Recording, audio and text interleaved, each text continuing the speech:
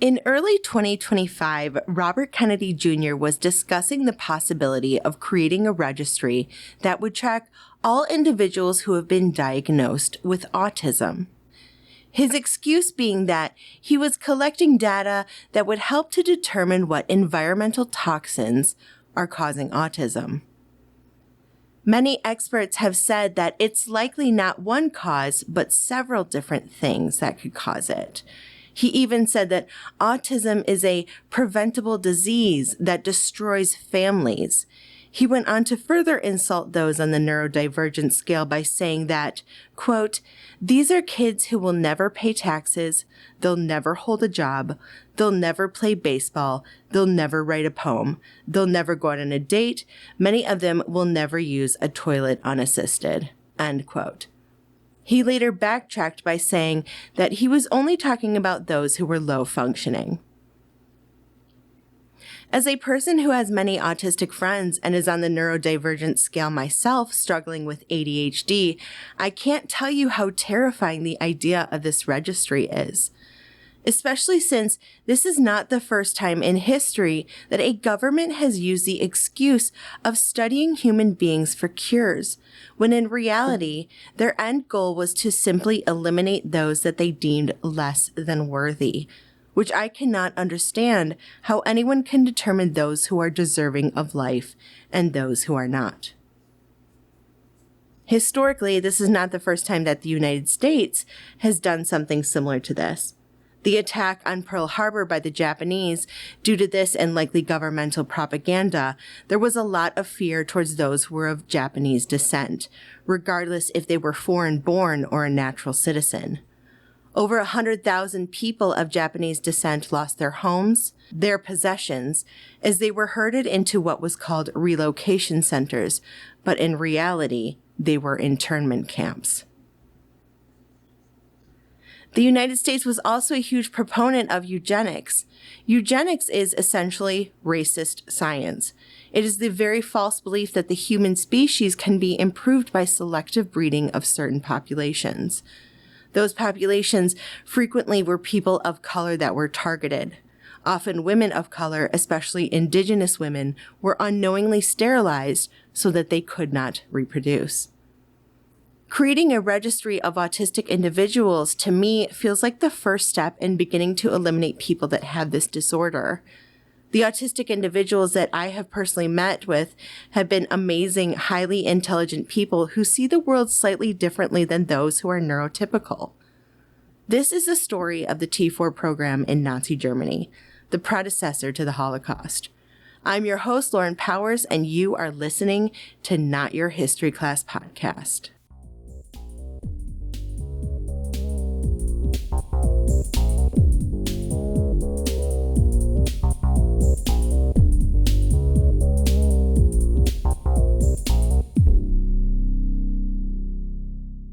Our standard education has barely touched upon the depth, violence, and tragedy of human history. My intention with this podcast is to illuminate the parts of our history that have been in the dark for far too long. I want to take a comprehensive dive into our world and to give a different and new perspective on our past.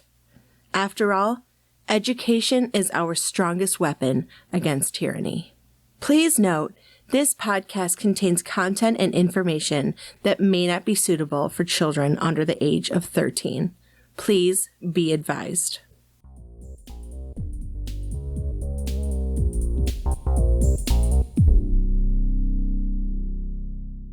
In 1939, in Nazi Germany, the euthanasia program started, which targeted institutionalized patients who struggled with disabilities. This was about 2 years before the Nazis started to systematically kill Jewish people as part of their final solution.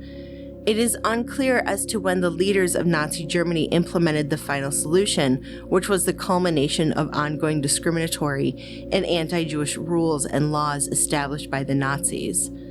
The final solution was essentially the last step, which resulted in millions of Jews being killed in concentration camps. The idea of a euthanasia program was to restore the racial integrity of Germany. It strove to eliminate people who were deemed life unworthy of life, those who had severe psychiatric, neurological, or physical disabilities. Nazis believed that these people were a burden on society and on finances. In spring and summer of 1939, the Nazis started to plan a secret organization that was going to target and eliminate disabled children. The planning was led by Philipp Buller, who was the director of the private chancellery of the Führer, which handled issues such as complaints against the officials within the party.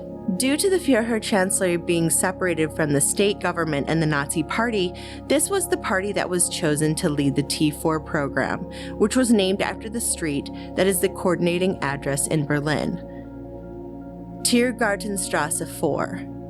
The planning was also led by Karl Brandt, who was Hitler's private physician. On April 18, 1939, a decree was circulated by the Reich Ministry of the Interior that required all doctors, midwives, and nurses to report newborns and children that showed signs of severe physical or mental disabilities. In October of that same year, public health authorities set up specially designated pediatric clinics that were throughout Germany and Austria. They encouraged parents to admit their children with disabilities to these clinics. The clinics were reality where children were being killed via either starvation or lethal overdose of medication. At first, only toddlers and infants were being killed at these clinics, but eventually the age was increased up to 17. There's an estimate that over 10,000 mentally and physically disabled children were killed due to this euthanasia program. As autumn of 1939 rolled around, the eugenic vision that these planners had started extended to adult disabled patients that were living in institutions. Hitler signed a secret authorization that would allow protection over medical staff and physicians that participated. It was backdated to September 1st, 1939, which implied that this euthanasia effort was due to wartime. T4 planners started to pass out questionnaires to public health officials, private and public hospitals, nursing homes, and mental institutions. The questionnaires were carefully created to look like they were collecting statistical data. There was an emphasis put on whether or not the patient would be able to work, and by a series of categories that a physician might put a patient under.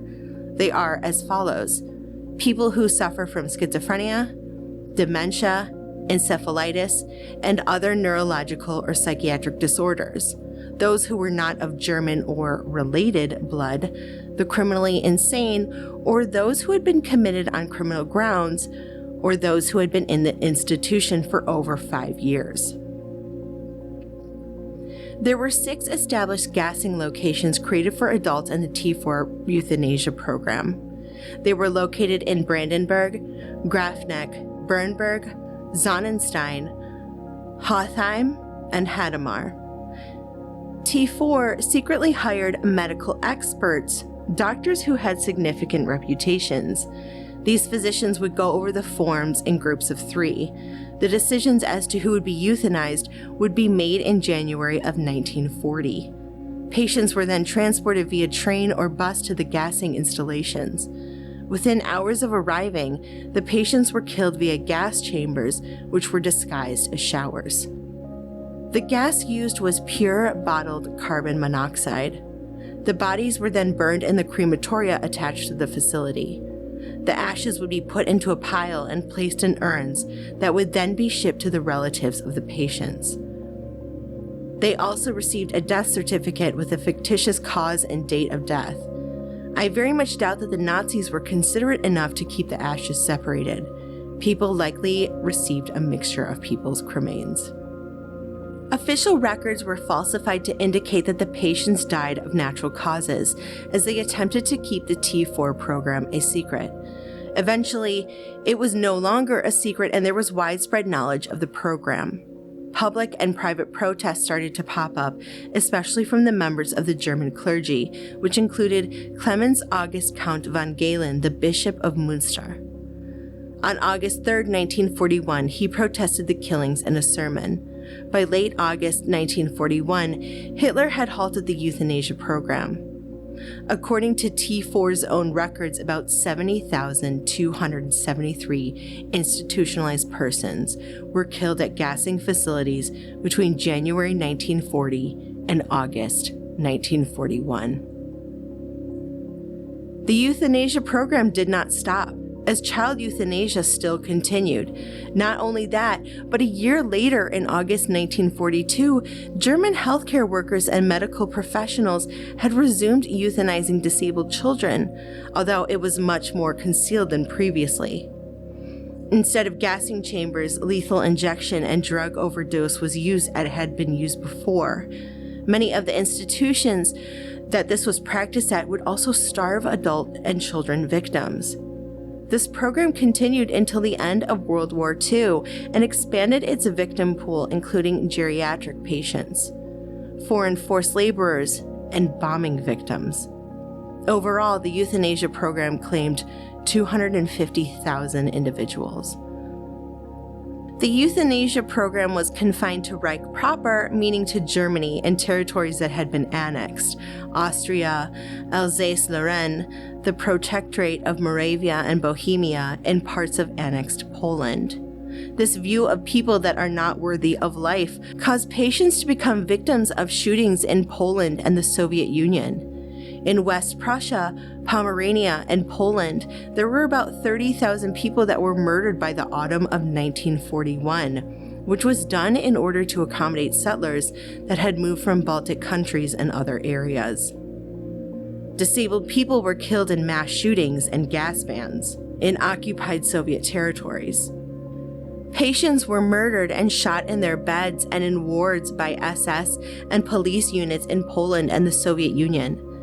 The motivation to kill institutionalized patients was apparently due to the economic and material concerns. The empty hospitals were then converted to barracks, munition storage, and reserve hospitals. Very rarely were the hospitals converted to euthanasia facilities. The T4 program really just paved the way for the Holocaust to occur.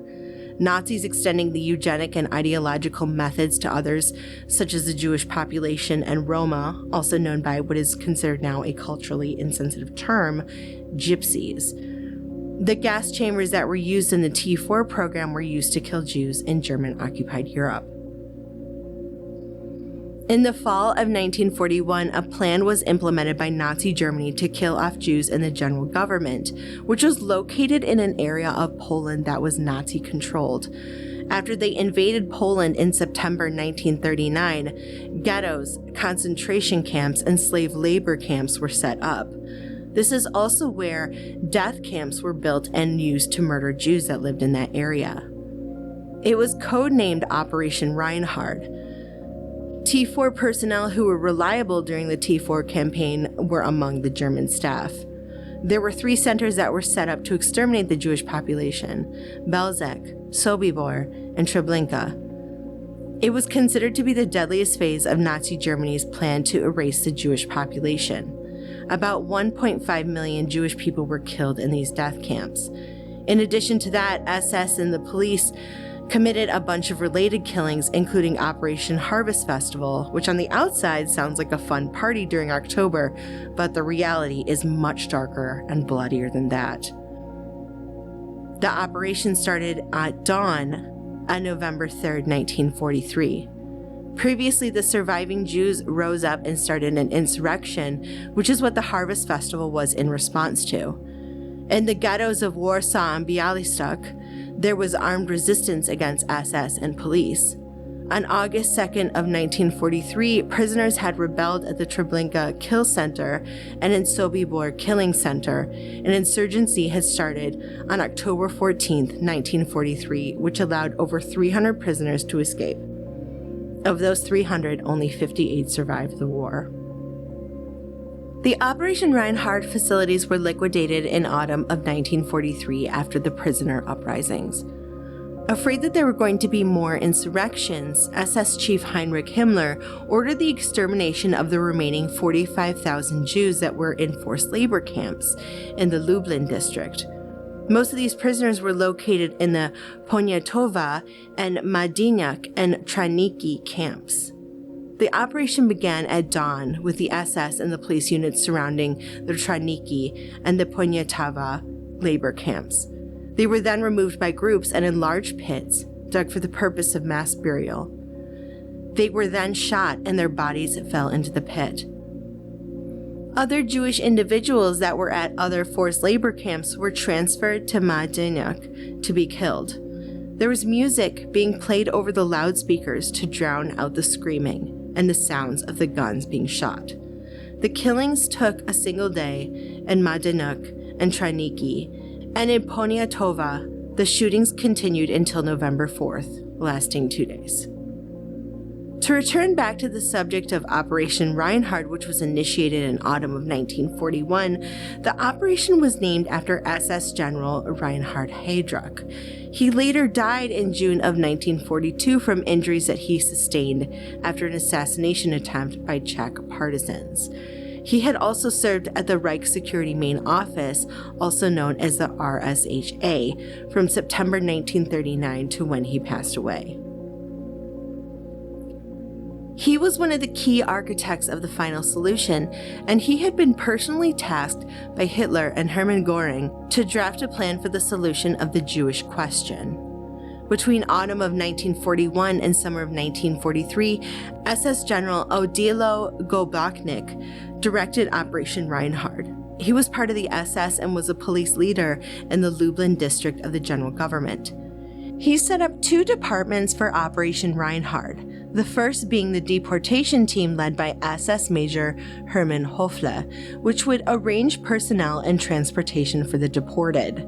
The second was the Inspectorate of SS Special Detachments, and that was led by Christian Wirth, the criminal police captain. The criminal police, also called the Nazi Kripo, was the detective force in Nazi Germany. They would investigate crimes such as theft and murder. They also ended up becoming an enforcer of the policies that fell under Nazi ideology. They would make widespread arrests and imprisonments of people the Nazi regime considered professional criminals, homosexuals, and asocials. The personnel that worked on Operation Reinhard were from Operation T4 program, and they had expressed knowledge of crematorium processes and gassing. The goals behind Operation Reinhard were as follows. They wanted to resettle the Jews of the general government, but that actually meant killing them. They wanted to exploit the skilled manual labor of Polish Jews before they were exterminated. They wanted to get their hands on Jewish property such as jewelry, clothing, currency, etc. And lastly, they wanted to figure out what alleged hidden and immovable assets there were, such as factories, land, and apartments. 3 killing centers were opened up in Belzec, Sobibor, and Treblinka, which the construction began in autumn of 1941. As Captain Wirth, the criminal police captain, was a big role in Operation T4, they continued to use carbon monoxide gas to kill their prisoners. At first, the gas was created from large motor engines and then directed into the gas chambers. The killing started in March 1942, but there were test gassings that were done on Polish prisoners and Soviet POWs. The killing operations at Belzec started in March 1942 and ended in December 1942. In Sobibor, they started in May 1942 and functioned until October 1943. The Treblinka Killing Center, also called Treblinka II, opened in July 1942 and closed in August 1943. The Belzec Killing Center was liquidated in June 1943, and the remaining Jewish forced laborers were shot or they were deported to Sobibor to be gassed. The Treblinka and the Sobibor were also liquidated in autumn of 1943, but there were prisoner uprisings. The camps were then dismantled, and any remaining prisoners were shot and killed. Treblinka and Belzec were then turned into farms. A house was built on the property, trees and crops were planted to disguise the area and discourage looting. The possessions of the victims were kept at depots in Lublin and the Lublin Majdanek concentration camp, and also at the Traniki and the Poniatava forced labor camps. I'm going to end this episode with a quote from Clemens von Galen, who was mentioned earlier and had spoken out against the T4 program. He had this to say, quote, "And so we must await the news that these wretched, defenseless patients will sooner or later lose their lives. Why? Not because they have committed crimes worthy of death, not because they have attacked guardians or nurses as to cause the latter to defend themselves with violence, which would be both legitimate and even in certain cases necessary, like killing an armed enemy soldier in a righteous war. No, these are not the reasons why these unfortunate patients are to be put to death. It is simply because that, according to some doctor, or because of the decision of some committee, they no longer have a right to live because they are unproductive citizens. The opinion is that since they can no longer make money, they are obsolete machines, comparable with some old cow that can no longer give milk or some horse that has gone lame. What is the lot of these unproductive machines and cattle? They are destroyed. I have no intention of stretching this comparison further. The case here is not one of machines or cattle which exist to serve men and furnish them with plenty. They may be legitimately done away with when they can no longer fulfill their function. Here we are dealing with human beings, with our neighbors, brothers and sisters, the poor and invalids. Unproductive, perhaps. But have they therefore lost the right to live? Have you or I the right to exist only because we are productive? If the principle is established that unproductive human beings may be killed, then God help all those invalids who, in order to produce wealth, have given their all and sacrificed their strength of body. If all unproductive people may thus be violently eliminated, then woe betide our brave soldiers who return home, wounded, maimed, or sick." End quote.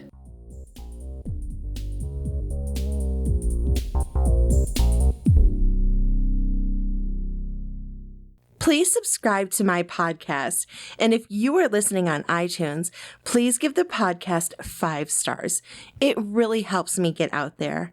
I am currently on TikTok, Instagram, Facebook, and X, so follow me on social media as well. If you are looking for sources for this episode, please check out our show notes. Transcripts and sources will be on my website, notyourhistoryclass.com. Researching, hosting, production, and editing is done by Lauren Powers. Theme song is done by Mike Myers, and you can find him at the Mike Show 42 on X. If you have any recommendations or suggestions for a future episode, you can direct message me via social media or email me at notyourhistoryclass@gmail.com.